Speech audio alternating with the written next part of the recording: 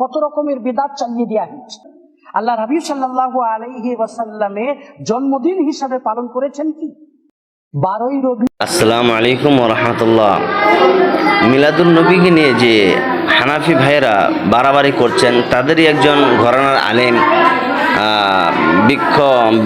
বিজ্ঞ আলেম নাসিরউদ্দিন চাঁদপুরি, তিনি এই যে হানাফি ভাইয়েরা, সুন্নি ভাইয়েরা যে মিলাদুন নবীকে নিয়ে মানে আল্লাহ রাসূল সাল্লাল্লাহু আলাইহি ওয়াসাল্লাম জন্মদিবস পালন করা এবং ঢোল বাজানো, গান বাজানো, তবলা বাজানো, নাচ গান করানো, এটা যে কত বড় নাজায়েজ কাজ, এটা যে কত বড় জঘন্যতম কাজ।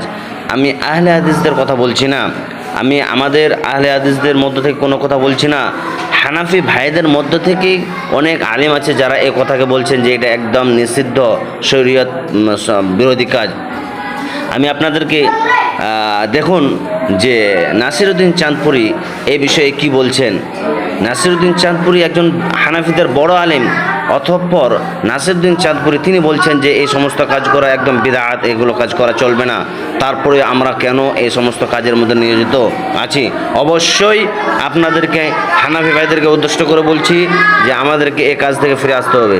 কত রকমের বিদআত চালিয়ে দেওয়া হয়েছে। রবিউল আউয়াল দিনটিকে কেন্দ্র করে আমাদের এই ভারত উপমহাদেশে কত রকমের বাড়াবাড়ি, কিন্তু আমাদের উপমহাদেশে এই রবিউল আউয়াল মাস, বিশেষ করে 12 রবিউল আউয়াল যেভাবে পালিত হয় শরিয়াতে সেটা ভিত্তিহীন। রাসূলুল্লাহ সাল্লাল্লাহু আলাইহি ওয়াসাল্লামের এই দুনিয়া থেকে বিদায় নেওয়ার পর 4 খলিফার আমল খেয়াল করো, তাদের জামানায় কখনো হয়েছে? তাদের পর সাহাবাদের জামানাতে, তাবিঈনের জামানাতে, এক কথায় খায়রুল কুরুনে সালাফে সালেহিন কখনো কোনোদিন 12 রবিউল আউয়ালকে ঈদ মিলাদুন নবী হিসাবে, আল্লাহ হাবিব সাল্লাল্লাহু আলাইহি ওয়াসাল্লামের জন্মদিন হিসাবে পালন করেছেন কি? তারা কখনো মিটিং মিছিল করেছেন, ডেলিভেট করেছেন, রাস্তায় রাস্তায় ঘুরেছেন, হালুয়া খিচুড়ির ব্যবস্থা করেছেন, আলোকসজ্জা করেছেন, গেট নির্মাণ করেছেন, এই ধরনের খুরাফাত তাদের থেকে পাওয়া গেছে? কখনো না। অথচ তারা ছিলেন প্রকৃত অর্থে আশিকে রাসূল।